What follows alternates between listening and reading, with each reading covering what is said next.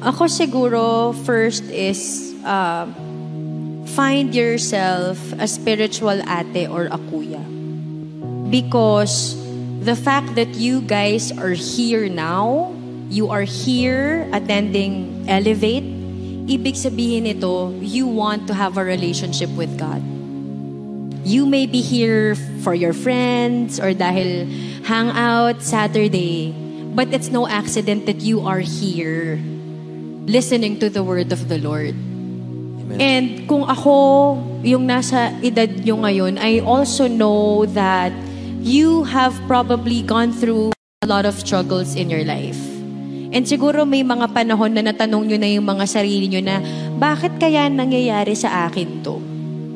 And as a child, as young as you are, you guys always fall on the category of victims. Kasi sa edad yun na yan, pakiramdam wala naman akong magagawa eh. Kung ano naman tong mga dinadanas ko tsaka nangyayari sa akin, malas lang talaga ako. That I am going through this, that I am stuck in a family of a broken family. That you know, I suffer from sin of this and that, pornography, ano pa yan, sexual immorality. I mean, let's face it, these are real problems of youth today. Siyempre, iba pa yung gender confusion and a lot other things. And you are here. And the fact that you are here also means that God wants a part of your life. He wants everything in you.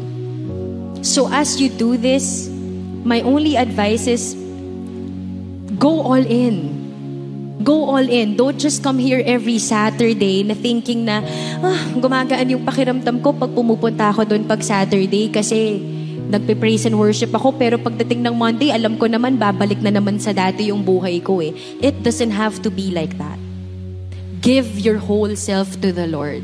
Walang bata, hindi ako naniniwala na kailangan magkaedad ka para magkaroon ka ng relationship kay God. That's not true. Every one of us, each one of us, God is calling us to have a relationship with Him. At nasa sa atin yun, how we will really draw ourselves to know God. Study the Bible, read the Word. It may sound corny, guys. I get it. Corny naman ito, pa-Bible pa, praise the Lord, praise the Lord. I'm sure you hear that from your friends who aren't Christians.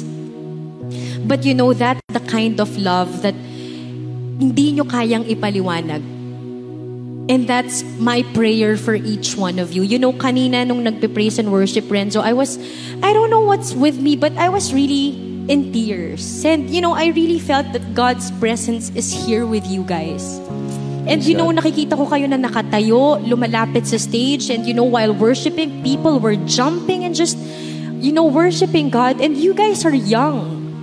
And bilang isang nanay, wala nang masasarap pang makita na ang mga anak nila lumalapit sa Diyos. Because me, my sons, I don't have dreams for them. I don't dream for them to be rich. Hindi ko pinapangarap na maging maganda ang buhay nila. Ang pangarap ko lang, ang dasal ko lang makilala nila ang Diyos. Because once they have God in their lives, nothing can stop them. Nothing will be impossible for them. And that's my prayer also for each one of you. That you have God in your life, that He will work wonderfully for each one of you. Ano man ang pinagdaanan nyo sa nakaraan, that's all in the past, but God can save you now. He needs you to come to Him. He can't work in our lives if we're not one with Him. Hindi natin siya maririnig. Hindi natin malalaman kung ano yung gusto niyang gawin sa atin, how He will try to comfort us. So that's my advice to you. You're in D groups, I would believe. Stay there, learn, talk about the Lord, and you know, be on fire for God. Because wala tayong magagawa. This world is broken.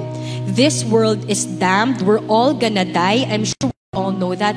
But we have a choice on how we can live our lives. And if we live it for God, then let's allow Him to work magnificently in our lives.